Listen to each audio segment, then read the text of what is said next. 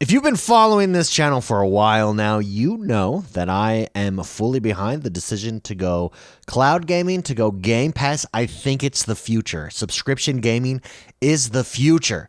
But some have said out there, this is unsustainable. It's not possible. Look at them. They're selling less consoles. It's not going to work. They're spending all this money. It's not going to work. Xbox is going to go away. And then we got the earnings call. We got the earnings report. It's just coming out here over the last couple hours. And what's very interesting is I'm right.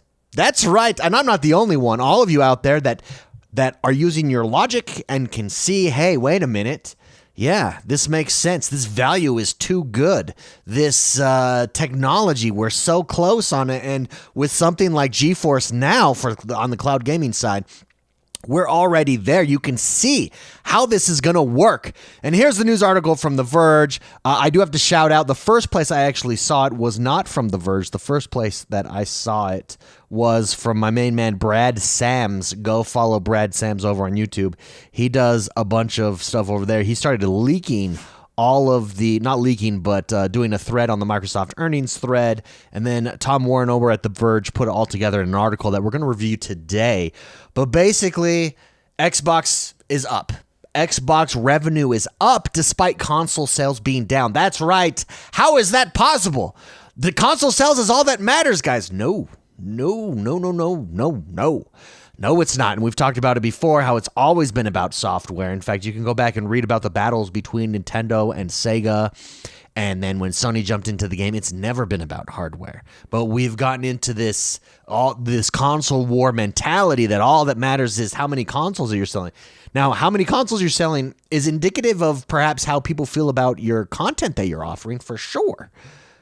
But it is not the future. And we're going to get further away from consoles. We're still going to be dropping consoles as dedicated machines, but it's not going to be a requirement to play Xbox games. It's not going to be a requirement to participate in and subscribe to and enjoy services like Game Pass. So let's jump into it. So this is the overall earnings call over at The Verge. Shout out to Tom Warren. Microsoft's cloud revenues rule again in quarter four. It goes over all the different places, but the one that all the different businesses for Microsoft, but the one that we care about is Xbox. So Xbox and gaming.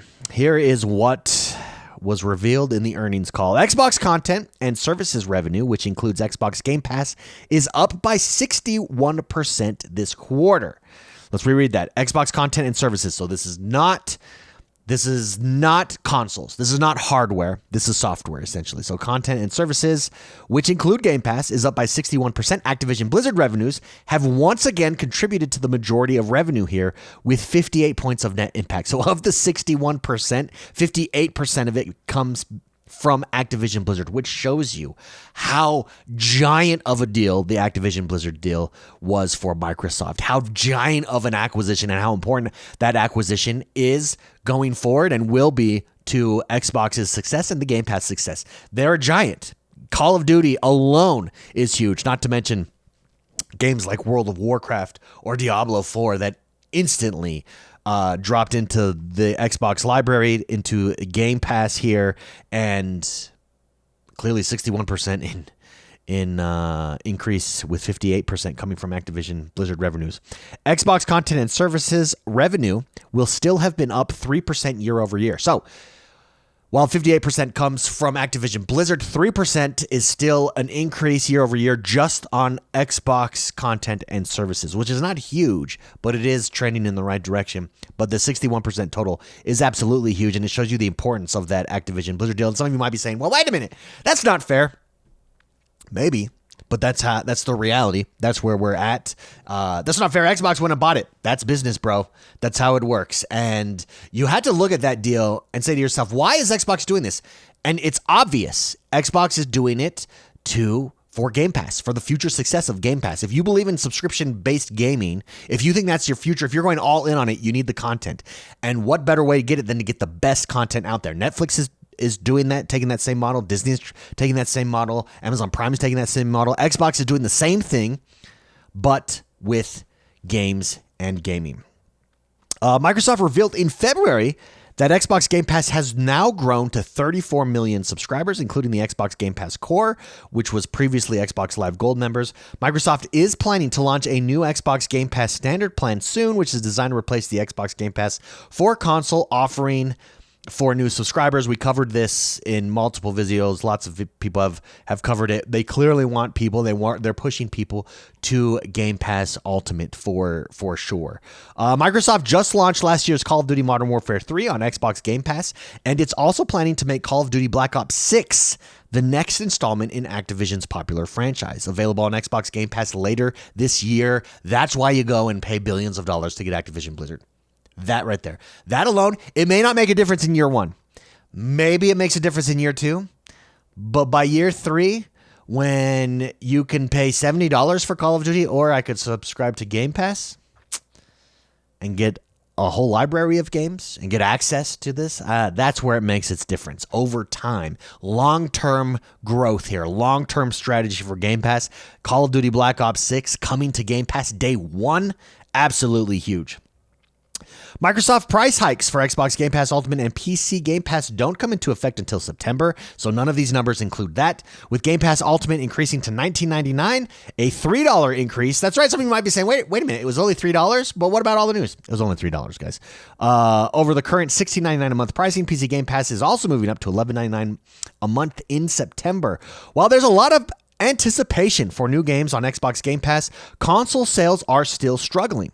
Xbox hardware revenue is down a massive 42% this quarter.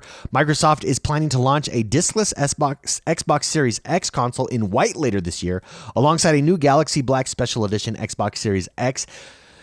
I think that those will do okay. Maybe the white diskless might do pretty good because of the cheaper price in there. I don't know that matters. Ultimately, I think that Xbox is honestly not concerned about console sales. Now, we do know that Xbox is working on a next-generation console, and I think the talking points there will always be the best place to play games is on the console, the easiest way. Especially Sarah Bond, if you remember, is saying, hey, our next generation is going to be the largest technological leap in a generation, ever, between generations ever, rather. And if that's true, that's very curious. Is it going to be the best place to play? We will see. What does that mean? What does that look like?